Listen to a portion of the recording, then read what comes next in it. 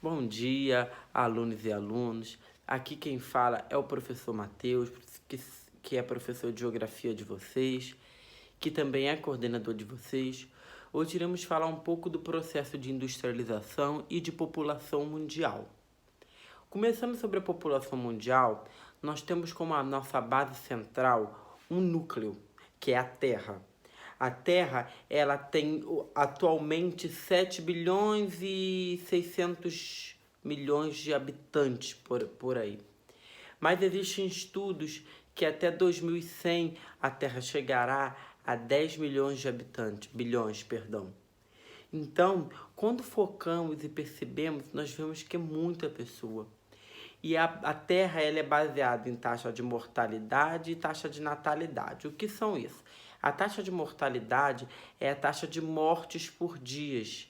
Então, existe um número de mortes por dia e um número de nascimentos por dia. E isso é que vai dando o nosso quantitativo de habitantes.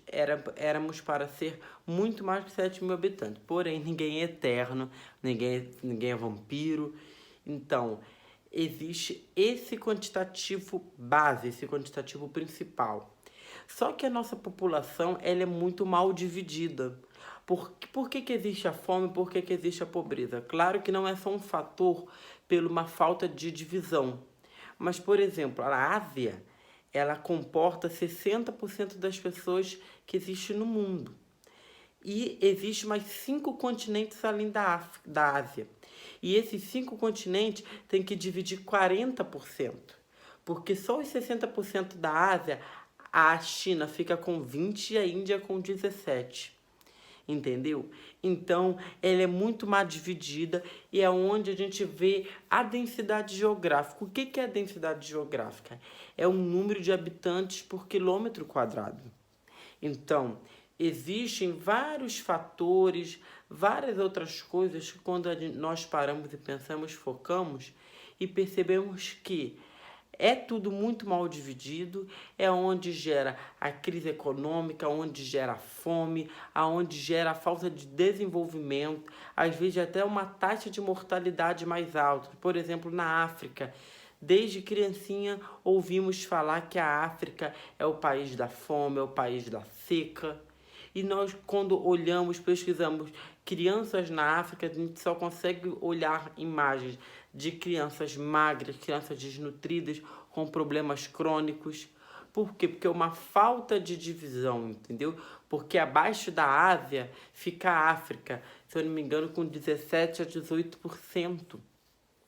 Então, é um quantitativo muito pouco, era onde deveria existir uma maior concentração de economia, de plantações, de empresas, e não tem. E eles aproveitam por ser um país onde sofre muito financeiramente da fome, que trabalham com trabalhos escravos, entendeu? Por exemplo, a fábrica da Nike, da Adidas, costumam vir de lá, de mão de obras barateiras, que geram um lucro maior para a empresa e tanto faz para o ser humano, ok?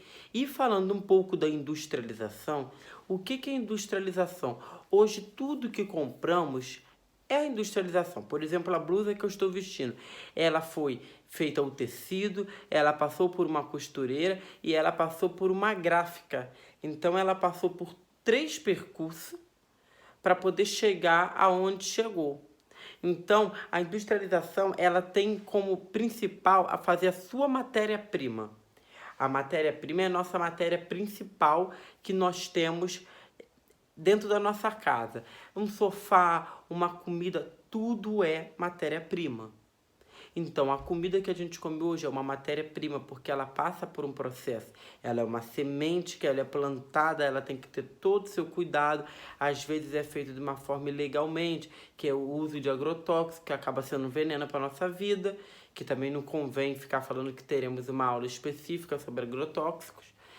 E chega esse processo, que é onde chega a comida na nossa casa, chega as nossas refeições, os nossos produtos. O celular, por exemplo, é uma matéria-prima.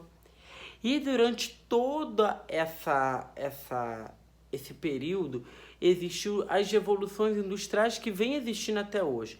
Por exemplo, a nossa primeira revolução industrial, que foi no século XVIII, foi a revolução industrial que mais deixou o número de desempregados. Por quê? Porque as máquinas eram a carvão.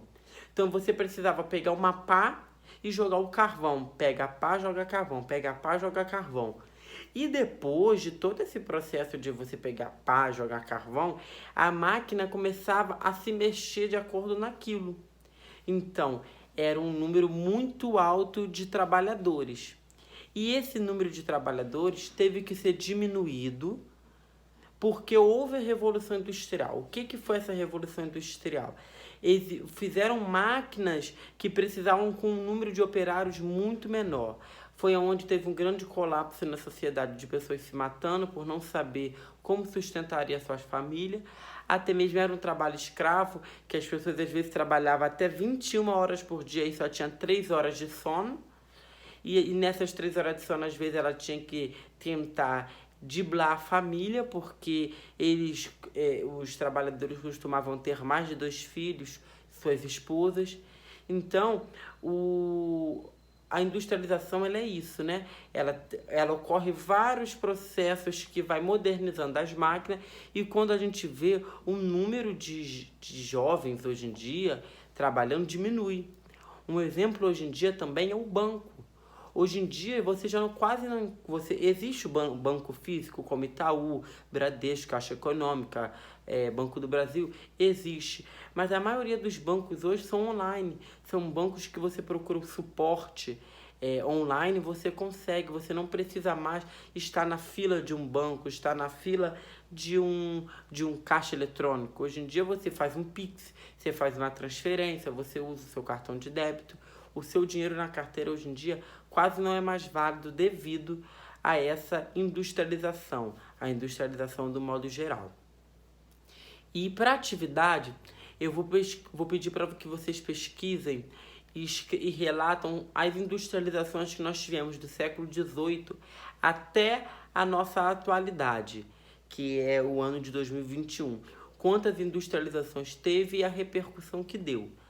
E para a atividade da população, eu vou pedir para que vocês puxem dados na nossa taxa de mortalidade, taxa de natalidade, taxa de fecundidade, taxa de idade, porque nós temos uma idade de número de pessoas que é propício a morrer. Então, às vezes, a pessoa morre até 69 anos, até 79, até quando a pessoa está sobrevivendo.